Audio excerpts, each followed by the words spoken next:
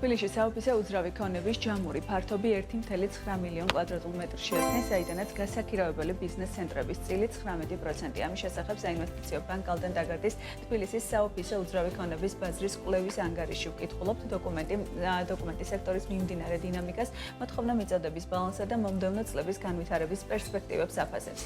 დოკუმენტში წერია, რომ მომდევნო 3 წლიან პერიოდში თბილისის ბაზარზე მინიმუმ 100,000 კვადრატული მეტრის ახალი ბიზნეს ცენტრის დამატება იგეგმება, რაც არსებული მოცულობის დაახლოებით 28%-იან ზრდას ნიშნავს.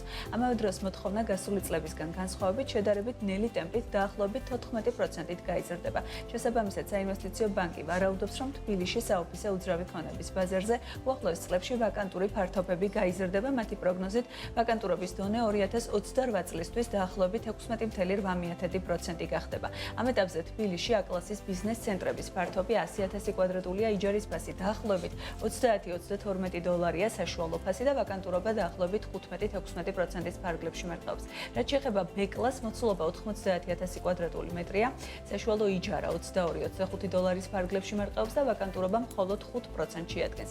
2019-2025 წლებში ოფისებზე მოთხოვნა 62%-ით იყო გაზრდილი, რაც ძირითადად IT და საფინანსო სექტორებში დასაქმების ზრდამ განაპირობა.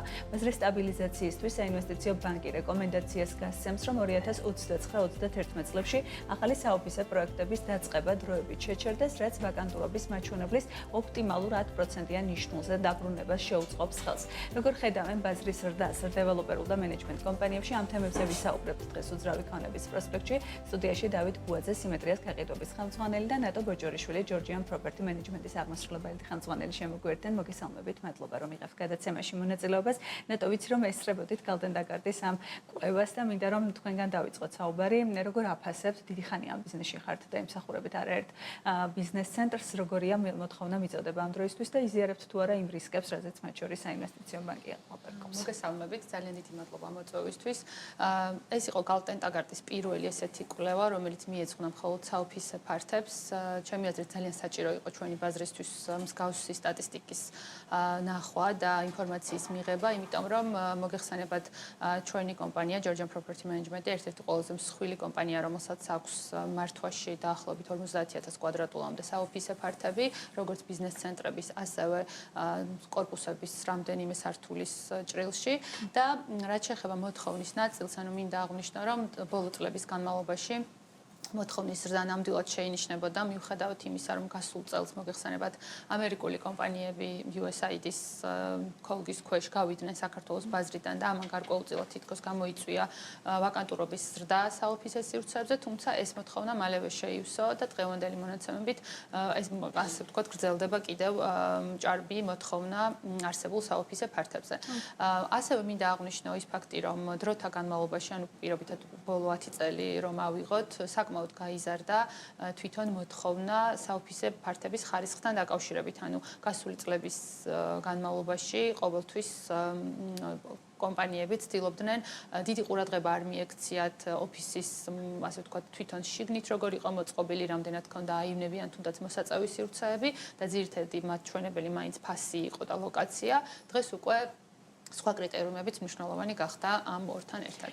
ჩვენ ვთქვით, რომ USAID-ის გასვლამ და სხვებმა შეამცირეს ვაკანტურობა გაზარდეს, მაგრამ მალევე შეივსო. ვინ არიან ის კომპანიები, რა ტიპის კომპანიები ინტერესდებიან? ეს არის უფრო საერთაშორისო თუ ადგილობრივი ბიზნესიც, მათ შორის უფრო მეტად ორიენტირებულია, რომ A და B კლასის ბიზნეს ცენტრში გადავიდეს და ის არსებული C კლასის ბიზნეს ცენტრებიდან გამოვიდეს. ჩვენ შემთხვევაში, ანუ ეს საერთაშორისო კომპანიები არ იყო ისეთი მასშტაბით, როგორითაც ასე ვთქვათ, თავიდან ჰქონდათ დაკავებული საოფისე ფართები. ძირითადად ეს კომპანიები არიან არსებული ბიზნესები, რომლებიც გაფართოვდნენ და ასე ვთქვათ, სურვილი გაუჩნდათ უკეთესი ხარისხის ბიზნეს ცენტრში დაეწყოთ და გაეგრძელებინათ ოპერირება. ძირითადად უფრო ეს სეგმენტი იყო, რომელმაც შეავსო არსებული მიწოდების ნაწილი. თავით, თქვენ შემთხვევაში რა იყო ძირითადი მოტივატორი, ასე ვთქვათ, რომ გაგეკეთებინათ საოფისე ბიზნეს ცენტრი? და როგორ ხედავთ? აი, გალტის კვლევა დღეს ცოტა შედარებით შეიძლება პესიმისტური არის, ესე ვთქვათ, მაგრამ თქვენ საკმაოდ დიდ და ესეც საინტერესო ლოკაციაზე აკეთებთ ბიზნეს ცენტრს. რა იყო მთავარი მიზეზი? კი ბატონო, მოგახსენებთ, ნამდვილად საინტერესოა თბილისის და საქართველოს უძრავი ქონების ბაზრის მოქმედება. ამ შემთხვევაში კიდევ ერთხელ მინდა აღვნიშნო, რომ ბაზარი არ მოქმედებს ემოციური ფაქტორების გათვალისწინებით. ბაზარი ყოველთვის მოქმედებს წინასწარი კვლევის საფუძველზე. ჩვენც ნებისმიერ ეტაპზე ახალი პროექტის დაწყების წინ ვაკეთებთ კვლევას. მოცემული სიმეტრია GKS ბიზნეს ცენტრის შექმნის პროცესში პრე-დეველოპმენტის ეტაპზეც დავუკვეთეთ ავტორიტეტულ კვლევით ორგანიზაციას კვლევა, რომლის მიხედვითაც კიდევ ერთხელ დავრწმუნდით იმაში, რომ მოთხოვნა ბაზარზე აჭარბებდა მიწოდებას. იყო შესაძლებლობა იმისა, რომ ბაზრისთვის მიგვეწოდებინა მაღალი სტანდარტის ბიზნეს ცენტრი, მაღალი სტანდარტის ინფრასტრუქტურითა და გამორჩეული ლოკაციით. აქედან გამომდინარე, ყველა ეტაპზე გავაკეთეთ ეს კვლევა ავტორიტეტული ორგანიზაციების მიერ, როგორც პრე-დეველოპმენტის ეტაპზე, ასევე გაყიდვების დაწყების წინაც. აქედან გამომდინარე, კალთენდაგარდის კვლევას ესე პესიმისტური დასკვნის საფუძველად ვერ გამოვიყენებ. პირიქით, აქ არის შესაძლებლობები, რომელიც უნდა გამოიყენოს მაღალი კლასის ბიზნეს ცენტრებმა. აქ არის ისეთი ტიპის შესაძლებლობები, რომელიც რელოკაციას უკავშირდება წერტილოვნად განვითარებული ოფისებიდან რაღაც ბიზნეს ცენტრებში გადასვლასთან დაკავშირებით და ასევე ახალი შესაძლებლობები საერთაშორისო ბაზრებიდან მოზიდული სექტორებისა. ისევ კვლევას რო დაუბრუნდე, კვლევაში ერთ-ერთ რეკომენდაციად, როგორც წეგან თათიამ ანონსის დროს ახსენა, რეკომენდირებული არის, რომ ნებართვების გაცემა შეძლებისდაგვარად რაღაცა ეტაპზე არ გაიზარდოს. მაგალითად, რას ფიქრობთ ესეთ საკითხზე, რომ ნებართვების გაცემა კი არ შეიზღუდოს, არამედ ჩანაწერები შეიცვალოს კანონმდებლობაში. დღეს ძალიან ბევრი ოფისი არის განლაგებული ჩვეულებრივ საცხოვრებელ შენობებში, სადაც გარკვეულწილად უსაფრთხოების სტანდარტებს ვერ აკმაყოფილებს და მოსახლეობისთვისაც შეიძლება დისკომფორტის შემცველი იყოს. ეს რომ შეიცვალოს, რა სურათი შეიძლება მივიღოთ და რამდენად სწრაფად შეიძლება გაიზარდოს. ორივესთან მაქვს ეს კითხოთ დათო. თუ შეიძლება ზუსტად მაგ საკითხს შევეხე, 50%-ზე მეტი ბიზნესებისა განთავსებული არის წერტილოვნად განვითარებულ ოფისებში, საცხოვრებელ კორპუსებში და ასე შემდეგ. ამ სტანდარტის შეცვლა, რა თქმა უნდა, ახალ შესაძლებლობას გააჩნს ბიზნესებისთვის და ბიზნეს ცენტრებისთვის, რათა მათი რელოკაცია მათ ბიზნეს ცენტრში მოხდეს და თავისთავად ის ვაკანტური ადგილები, რაც მათ ადგილას გაჩნდება, დაუბრუნდება ისევ ძველ ფუნქციას და როგორც საცხოვრებელი, როგორც აპარტამენტული განვითარება, ისე გაგრძელდება. ეს ბიზნესისთვის კარგი ბიძგი იქნება და იმ მცირე რისკის, რომელიც კალთენდაგარდის კვლევით ფიქსირდება, მთლიანად შეცვლის და შესაძლებლობად გადაქცევის შესაძლებლობად იქცევა. რამდენად რეალისტურია, რომ ასეთი ტიპის ცვლილება მოხდეს, იმიტომ რომ თუ ეს მოხდება, მაშინ შეიძლება საცხოვრებელი უძრავი ქონების გაქირავების ბაზარს რაღაც ცვლილებები შეეთყოს, ხო? ჩემი აზრით, ანუ მსგავსი ცვლილების ორგანიზება ცოტა რთული იქნება, თუმცა სიმართლე გითხრათ, როდესაც ვსაუბრობთ ამ სანებართვო ნაწილზე, სადაც სავალდებულო არის საოფისე ფართების განვითარება დეველოპერებისთვის, ნამდვილად უკეთესი იქნება, თუ უფრო ან მოთხოვნების ჭრილი შეიცვლება თვითონ ნებართვის გამცემი ორგანოდან, ან თვითონ დეველოპერები გაითვალისწინებენ ისე, რომ მოახდინონ მაგალითად აი ცალკეულად ბიზნეს ცენტრის განთავსება თვითონ სამშენებლო ობიექტზე. იქიდან გამომდინარე, რომ ნამდვილად ჩვენ როგორც გითხარით, გვაქვს მართვაში მსგავსი ტიპის საოფისე ფართები. ეს დაკავშირებულია, ნუ პირველ რიგში ალბათ იმ დისკომფორტთან, რომელიც არის ის, რომ ასე ვთქვათ, კორპუსში შესასვლელი და ოფისში მოსახვედრი სივრცე ერთიანია, იქ მოსახლეობისთვის იქნება გარკვეული დისკომფორტი, ასევე თვითონ მომხმარებლებისთვის, მე პარკირების კუთხითაც, ანუ განსხვავებული მოთხოვნა აქედან გამომდინარე, დავით მას ძალიან სწორად აღნიშნა, რომ რეალურად პოტენციალი არის იმაში, რომ მსგავსი არსებული ოფისები გადაკვალიფიცირდნენ და გადავიდნენ ბიზნეს ცენტრებში, სადაც ანუ ბიზნეს გარემო არის, იმიტომ რომ ძალიან ბევრ ბიზნესს არა მხოლოდ თანამშრომლები სტუმრობენ, ანუ უბრალოდ არა მხოლოდ თანამშრომლები დადიან ყოველდღიურად, არამედ ძალიან ბევრი სტუმარი და მომხმარებელი დადის და საბოლოო ჯამში შეიძლება საკმაოდ დიდი ნაკადი შეიქმნას, რაც უამრავ დისკომფორტთან არის დაკავშირებული. კითხოთ. ამჟამად, როდესაც ბევრი ბიზნესი არის საცხოვრებელ ობიექტებში, ასე რომ ვთქვათ, განთავსებული. ეს გამოწვეულია იმით, რომ არ არსებობდა ბევრი სივრცეები, თუ მათ შორის იმით, რომ ბიუჯეტის მნიშვნელოვანი საკითხია და საცხოვრებელ შენობაში ბევრად უფრო იაფია, ასე ვთქვათ, უძრავი ქონება. დიახ, მაგაზე მოგახსენებთ, ანუ პირველ რიგში ეს იყო მიწოდების კომპონენტი, რომელიც ნამდვილად არ იყო იმ დროისთვის და შესაბამისად ძალიან ბევრი ბიზნესი განთავსდა არა მხოლოდ იმ ოფისებში, რომელიც საცხოვრებელ კორპუსებში, არამედ თვითონ ბინებშიც. აი მაგალითად, რო ავიღოთ 10 წლის წინ, არაერთი დიდი ბინა გაქირავებული იყო როგორც ოფისად და მათ შორის აი მაღალ სართულზე პენტჰაუსებზე იყო ხოლმე საკმაოდ დიდი დიდი მოთხოვნა და იქ იყო განთავსებული სხვადასხვა ტიპის ბიზნესის ოფისები. დღეისთვის შეიძლება ვთქვათ, რომ მსგავსი ბინები ნამდვილად გათავისუფლებულია.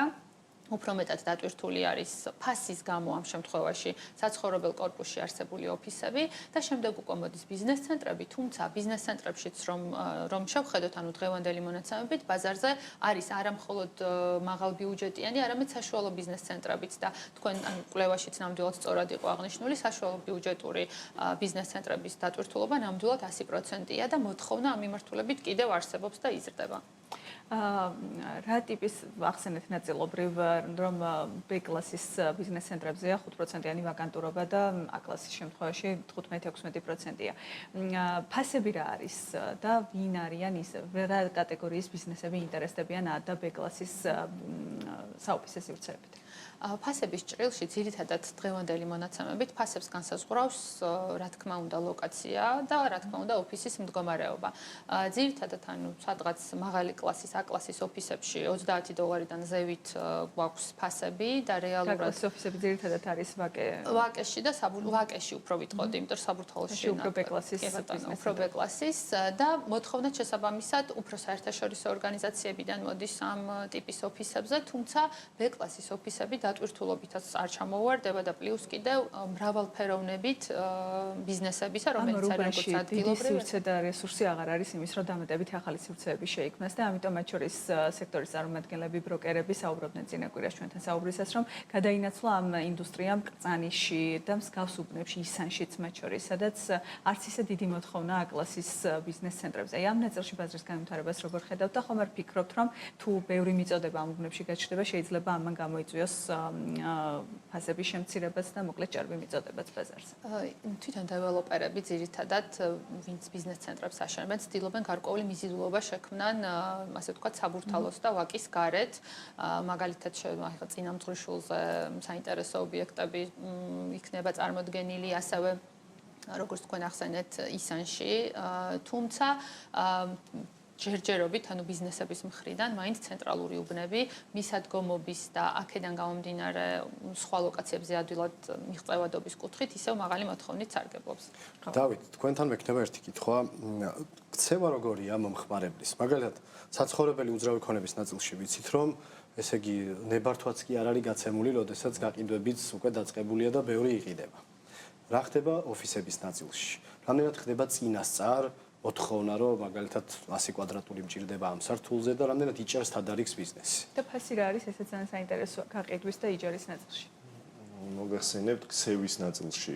ნამდვილად ამ შემთხვევაში დიდი ბიზნესები, საერთაშორისო კომპანიები წინასწარ იჭერენ თადარიგს და ეს არის 1 წელზე მეტი ხნით ადრეც არიან დაინტერესებული რათა მიიღონ ინფორმაცია ბიზნეს ცენტრთან დაკავშირებით, გაფორმდეს თემშიტი და ასე შემდეგ, რათა უკვე სწორად მოხდეს მათი განთავსება მათთვის სასურველ ადგილას. ამის გამომწვევი კიდევ არის რამდენიმე ფაქტორი, მაგალითად პროექტირების პროცესშიც გარკვეული ცვლილებების შეტანა და ასე შემდეგ, რაც მათ სტანდარტებში არის. ეს თანიშნავს, რომ გრძელი ვადით უყურებენ ამ პროცესს. რა თქმა უნდა, გრძელვადიანი პერსპექტივით აკვირდებიან და მათი ქცევა განსაკუთრებით უკვე უფრო და უფრო მეტად არის ადამიანზე მორგებული, ანუ ადამიანზე ნაფიქრი. ბიზნეს ცენტრი აღარ არის პრესტიჟული მისამართი, ეს არის ის ინფრასტრუქტურა, ის ლოკაცია, ის გამორჩეული ბენეფიტები, რაც ბიზნეს ცენტრში დახვდება მომხმარებელს. ამ ყველაფრის ერთობლიობა. პარკინგს აკვირდება ყველა ბიზნესი, მარტივად მისაწვდომობას, მეტროსთან სიახლოვეს. აქედანაც არის გამოწვეული, რომ ვაკიდან ნელ-ნელა შეიძლება ითქვას, გადადის ბიზნესების ძირითადი ნაწილი საბურთალოზეც და კვლევაშიც დაფიქსირებული იყო, რომ ახალი მიწოდება ძირითადად 40%-ზე მეტი საბურთალოზე იქნება. ფასებზეც რომ გითხრათ თუ შეძლება რა არის გასაყიდი ბიზნეს ცენტრის ფასები და იჯარის მიმართულებით, იმიტომ რომ მათ შორის კომპანიები, რომლებიც მუშაობენ გაქირავებაზე, საუბრობდნენ, რომ ძალიან ძვირად ყიდულობენ ადამიანები და მოლოდინი აქვს, რომ გაქირავებაც და ამონაგები იქნება ისეთი მაღალი, თუმცა ამ ჭარბი მიწოდების ფონზე, რომელიც ბოლო პერიოდში არის დაგებული მშენებლობების ფონზე, ასეთი მაღალი აღარ არის ამონაგები ამ კუთხით არსებულ ვითარებას როგორ აფასებთ? კი ბატონო, მოგეხსენებთ, ფასების ნაწილში ჩვენ ამჟამად მიწოდების ნაწილში გვაქვს გამოტანილი საიჯარო პირობა.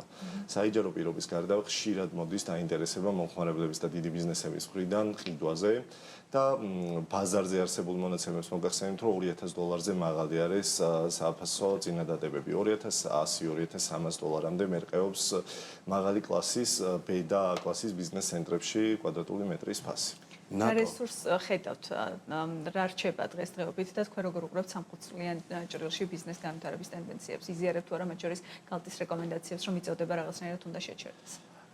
ის ცოტა განსხვავებულად საკითხს ეს 17%-იანი ვაკანტურობა პირველ რიგში აღნიშნავ, რომ არ არის რაღაცა პანიკის საფუძველი, ეს ბევრ ევროპულ ქალაქს ახასიათებს უფრო მეტიც, იგივე კვლევაშიც იყო დაფიქსირებული და რაც მთავარია, ამაზე მეტად ახალი ბიზნესები უნდა კონცენტრირდნენ იმაზე, რომ ბაზარს მიაწოდონ იმ მოთხოვნებზე მორგებული პროდუქტი, რა მოთხოვნების თანამედროვე ადამიანს გააჩნია. თუ ყველაფერი იქნება იმ დონეზე აყვანილი პროექტში, რომ მარტივი იყოს იქ მოხვედრაც და მუშაობა და დასვენებაც, ამ შემთხვევაში რელოკაციებიც სწორედ მაკეთგენ წარიმართება, ახალი ბიზნესებიც სწორედ მაკეთგენ წარიმართება და მთლიანად კონცენტრირება მოხდება ამ ტიპის ბიზნესებზე. თუ გაქვთ ვიდრე ნატოსთან გადახვალ, თუ გაქვთ რაიმე მონაცემი C-კლასის ბიზნეს ცენტრებს რა წილი უჭირავთ და ეს რამდენად დიდი რესურსია, რომ ეკონომიკური განვითარების და წინსვლის პირობებში მოლოდინია, რომ B-კლასში და A-კლასში გადაინაცვლებენ, ხო, განვითარების კვალდაკვალ. ეს რა რაოდენობაა და ახლობით აქ რა რესურსია? მომავალი მიწოდების ნაწილი სრულად ნაწილდება A და B-კლასს შორის. 60-40%-ზე არის გადანაწილებული A-სა და B-კლასს შორის. აქედან გამომდინარე, C-კლასზე გათვლა, რომ C-კლასის ნაწილში მიწოდება გაიზრდება, ეს არა, პირიქით ვინც არის დღესდღეობით და ვინც მუშაობს, მათი გადმოსროლა რამდენად შეიძლება მოხდეს და ეს რა ტიპის შესაძლებლობას აჩენს დამატებით A და B-კლასში ეს იყო. კი, ნამდვილად, ეს არის მთავარი შესაძლებლობა, რელოკაცია, რომელიც გამორჩეული შეთავაზებებით დაკვალიფიცირდება. ამ შემთხვევაში C-კლასს არც ისე დიდი წილი უჭირავს თბილისის უძრავი ქონების ბაზარზე კლასიფიკაციის ნაწილში თუ მივიჯერებთ, მაგრამ არის ძალიან დიდი წილი არაკლასიფიცირებული ოფისებისა, რომლებიც დარწმუნებული ვარ ძალიან მალე მთლიანად გათავისუფლდება ბაზარი ამ ტიპის ოფისებისგან და მთლიანად გადანაწილდება კლასიფიცირებულ და მაღალ სტანდარტებზე მორგებულ ოფისებზე. ბოლოსკენ კითხვა მქონდა, საშუალო ვადიანობა რა არის იჯარის და ესეც ხარ შეიცვალა და პირიქით გაიზარდა ან შემცირდა? რაც შეეხება საშუალო ვადიანობას, ძირითადად 2-3 წელი არის საშუალო, თუმცა 5 წლიანი კონტრაქტები ოფისების შემთხვევაში არის როგორც წესი მოთხოვნის საფუძველი, თუმცა მე რეალობაში ისე არის ხოლმე, რომ 3 წლის ჭრილში კომპანია ძირითადად ჩვენ რა გამოცდილებაც გქონია, იზრდება, კი ბატონო, იზრდება და შესაბამისად ხდება ხოლმე გარკვეული ცვლილებები. რაც შეეხება უბრალოდ ოფისების ნაწილზე, მინდა დავამატო ის, რომ როცა გაყიდვას ეხება საქმე, ანუ ბიზნესები ცდილობენ ყოველთვის დასრულებულ ბიზნეს ცენტრებში თუ დასრულებულ სივრცეებში შეიძინონ საოფისე ფართები, რადგან ბიზნეს არ აქვს ის ფუფუნება, რომ თან ინვესტირება გააკეთოს და თან კიდე 2 და 3 წელი ოპერირება გააგრძელოს და დაელოდოს, როდის იქნება ახალი ოფისი. ამიტომ პრაქტიკაში როგორც წესი, თუ გაყიდვაზე ვსაუბრობთ, ეს ძალიან ბოლო მომენტში ხდება ხოლმე და ამას დეველოპერებიც ითვალისწინებენ. რამდენადაც ჩემთვისაც ცნობილია, ნელა შემცირდა ბიზნეს ცენტრებში ფართების გაყიდვის შესაძლებლობები და უფრო მეტად გაჩნდა თვითონ ოპერატორები, რომლებიც გრძელვადიანად უყურებენ ოპერაციას. რა თქმა უნდა, იმიტომ რომ მართვა ბიზნეს, ანუ ერთი არის ბიზნეს ცენტრის აშენება და მეორე არის მართვა, იმიტომ რომ თუ არ შეიქმნა ისეთი ინფრასტრუქტურა და ისეთი გარემო, სადაც ბიზნესები შეძლებენ ოპერირებას შეფერხების გარეშე და ბიზნეს გარემო შენარჩუნდება, რა თქმა უნდა, იჯარის ღირებულებაც შესაბამისად უნდა შემცირდეს და ამას მართველი კომპანია ყოველთვის აკონტროლებს. დიდი მადლობა დავით ბუაძე, სიმეტრიას გაყიდვების ხელმძღვანელი, ნატო ბოჭორიშვილი, ჯორჯიან პროპერტი მენეჯმენტის აღმასრულებელი დირექტორი.